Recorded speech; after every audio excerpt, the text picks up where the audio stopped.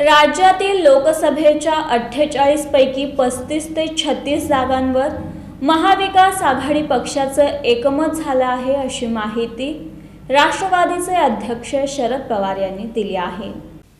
राज्यातील लोकसभेच्या 48 जागांपैकी 35 ते 36 जागांवर महाविकास आघाडीतील पक्षांचं एकमत झालं आहे। उर्वरित जागांसंदर्भात चर्चा सुरू आहे, त्यावरही लवकरच तोडगा निघेल असं राष्ट्रवादी काँग्रेसचे अध्यक्ष शरद पवार यांनी सोलापुरात बोलताना सांगितलं।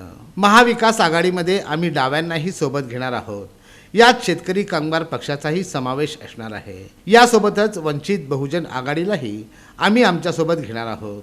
ॲडव्होकेट प्रकाश आंबेडकर यांच्याशी माझे आणि उद्धव ठाकरे यांचे बोलणे झाले आहे।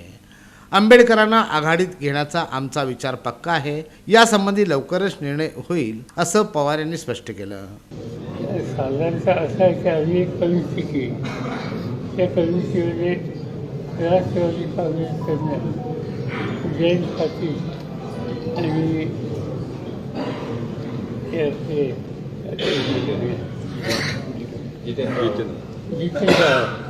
जितेंद्र आव्हाड आणि जयंत पाटील हे आमच्या काँग्रेसकडनं अशोकराव चव्हाण आणि नाना पटोले आहेत। शिवसेनेच्याकडून हे जे राऊत संजय राऊत हे आहेत आणि आमची अशी इच्छा आहे आणि त्याचे आम्ही लक्षात केली की आम्ही त्याच्यामध्ये जागांनाही सगळ्या घेणार, उदाहरणार्थ शेतकरी कामगार पक्ष किंवा लाईट कमी आणि त्याच्याबरोबर ही जी वंचित हे संघटना आहे, प्रकाश आंबेडकर त्यांचं नेतृत्वाखाली त्यांच्याशी सुद्धा माझं बोलणं झाले, त्यांच्याशी उद्धव ठाकरेंचे बोलणं झाले आणि त्यांनाही घेण्याच्या संबंधीचा विचार आमचा पक्का आहे। लवकरच त्या संबंधीचा सोलापूरची जागा राष्ट्रवादीला घेण्याबाबत आज आम्ही सांगू शकत नाही, कारण तशी चर्चा अजून झालेली नाही। जिल्ह्यात आम्हाला संधी आहे असं वाटतं, पण आघाडीला त्रास होईल असं आम्ही काही करणार नाही, असंही शरद पवार यांनी सोलापूर लोकसभा मतदारसंघाबाबत बोलताना स्पष्ट केलं।